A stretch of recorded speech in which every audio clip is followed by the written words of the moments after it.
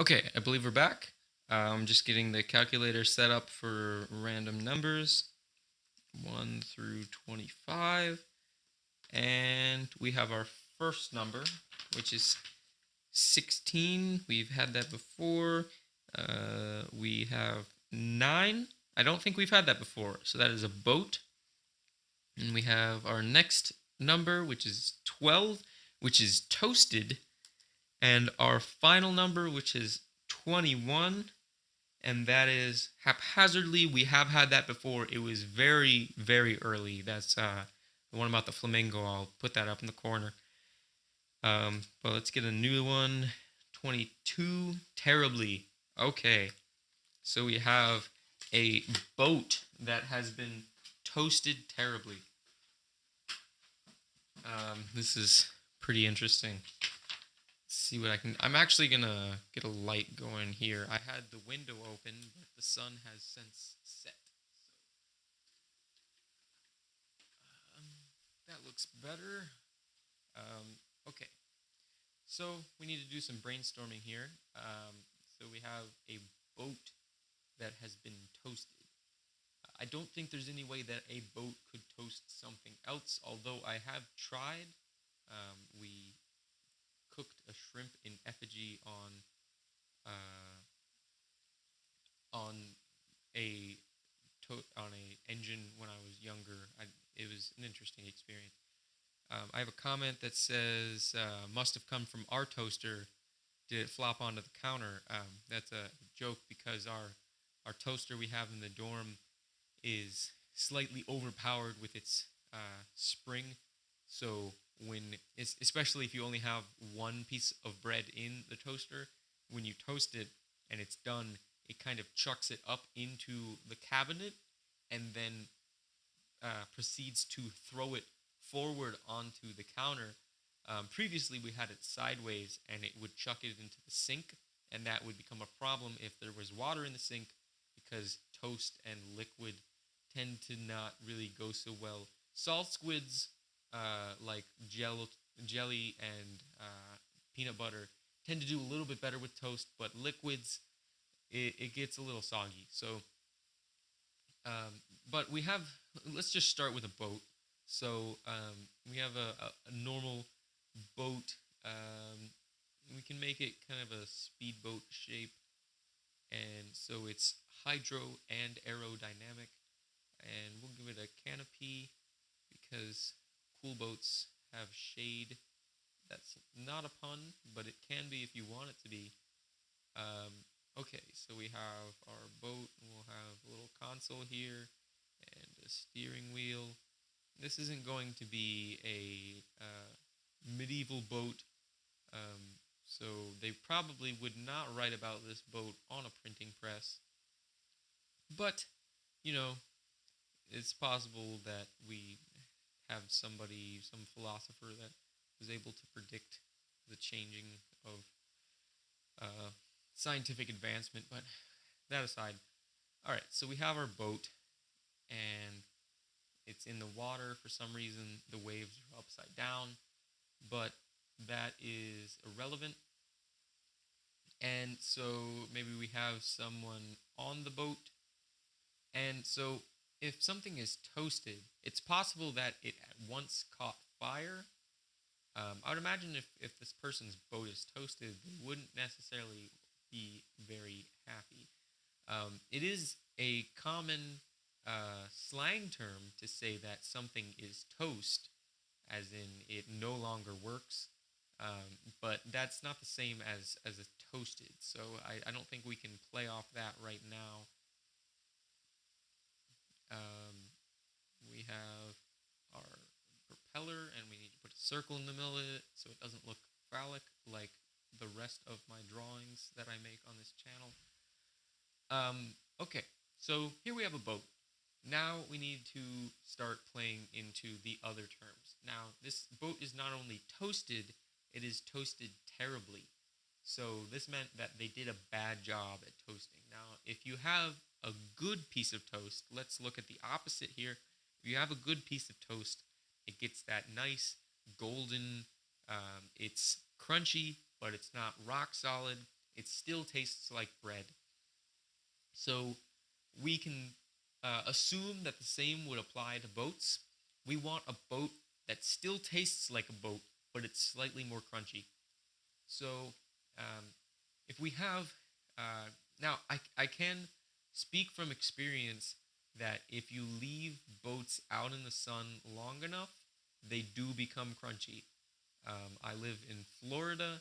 I had a pontoon boat growing up, and the seats were a leather or probably pleather. We weren't rich or anything.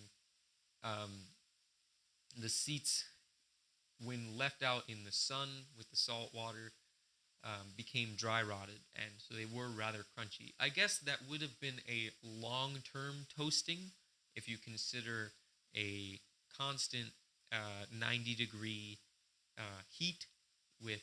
It's not necessarily dry; it's humid, but this humidity was salty with sediment deposits and whatnot from the river. So this causes some problems with cloth and pleather. So but we can't see any seats here. I was not skilled enough to draw a boat with seats, apparently. But we can get some cracking on here, and perhaps the hull itself is dry rotted. And so this would become a problem. It would be terrible, in fact, because if there were to be a, a bed of oysters here that has somehow grown up from this very deep amount of water. I'm going to draw some ground here to save my time. Um, this bed of oysters that was extremely vertical in its growing pattern. Nobody wanted to move out to the side. Everybody stayed in line. It was a very conformist community as the carcasses built up their shells in a mountain of pure, dense oysters. If you've ever seen an oyster bed, they're pretty menacing. They're not the smoothest thing as you would imagine. But we'll have this hypothetical oyster bed that is more of a oyster spike than a bed. And this boat is it's a speedboat. We already established that, so it has to be going fast. We'll do the international symbol of fast with these airlines because we did say it was aerodynamic. So in order for to represent the speed, we're going to give this person some hair, this non-gender specific sad person. We'll have some flopping hair in the breeze, and so the wind is obviously blowing through the canopy area because canopies block from this direction, but not from this direction. So you will notice that there is not necessarily a resistance from the wind. Now, this console here would obviously cause a sort of low pressure zone in this direction. And so what you'll have is an eddy. The air will temporarily be going in a backwards direction to the constant flow, but then we'll hit the console again, go up and regain its status with its brethren air molecules in the flow through the boat.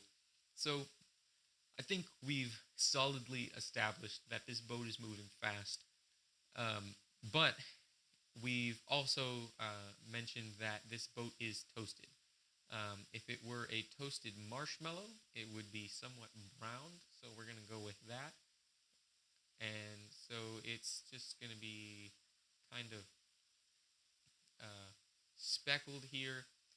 And you can imagine that perhaps the engine would be extremely toasted. It possibly even caught fire at some point, but toasted like I mentioned before, is a past tense adjective. So, or verb actually, it's a verb in this case. So it was toasted. So there was a fire, which means that it probably had some point where it was actually blackened and it was melted. But if this boat's moving fast, apparently it's still working. So this will be rotating with some frequency omega, angular frequency omega, and we'll keep it constant. So alpha will be equal to 0. Um, and obviously, if we have a boat of mass m is approaching some obstacle, this oyster spike of wool, it's connected to the ground, and oysters actually have one of the strongest glues known to man. Actually, no, that's barnacles. Barnacles have the strongest, but the oysters stick together pretty well. I'll tell you that. They're just a little bit bigger, so it's harder for glue to hold them together because there's more lever arms. But I could talk for hours on that. So we will imagine that since it's connected to the ground, this is not part of the system. So it's just going to be a collision problem. It's going to be this object hitting a wall, essentially. And if we have some very fast velocity, v multiplied by our mass, m, it's going to be a pretty big number. So we can imagine that that number would be significantly larger than 6. Whether you want to use units that will agree with this statement, that is your call. But I think the point that I'm getting at is this boat's not in for a fun time. I'm thinking that if we line this up correctly, this barnacle could hit this crack right here. And actually, what happens with cracks is when you have a crack, it creates uh, it's a pointy place essentially. It's a stress amplifier. It takes all of the stress into one area, and when you have too much stress on a crystalline material, actually, I don't know that boat holes would be crystalline, but that's that aside. When you have too much stress on a system of atoms, they will break apart. And so that's what's going to happen. This crack will propagate through the rest of the hull and perhaps even create a large hole in the hull.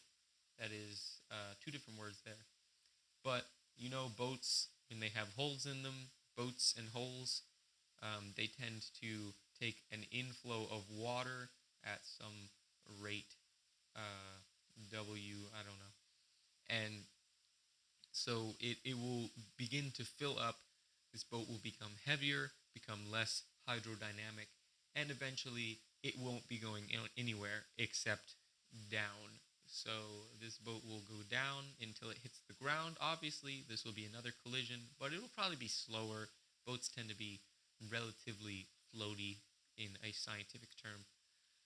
But I think that I have given a pretty nice description of a toasted boat. So I hope that you agree with that, and I hope that you have enjoyed the stream here today. I am approaching an hour, so I will be closing this. But if you have any questions right here at the end, please post them in the comments. I will try and answer them before I close out here. But like I said, I haven't been getting too much work done on my other projects, but I do need to get working on that. So if you guys want to nag me on that, I'm completely open to the idea. But other than that, I don't have too much more to say. So I want to thank you guys for watching. If you've been watching this whole time, I know a couple people came in and out, and I owe that guy at the start. I would have had a repeat of last time with the paint not showing up. But needless to say, um, I think that we have a complete picture here. So I will be posting this on Facebook later for those that did not watch already. But like I said, I want to thank you for watching, and I will see you on Wednesday.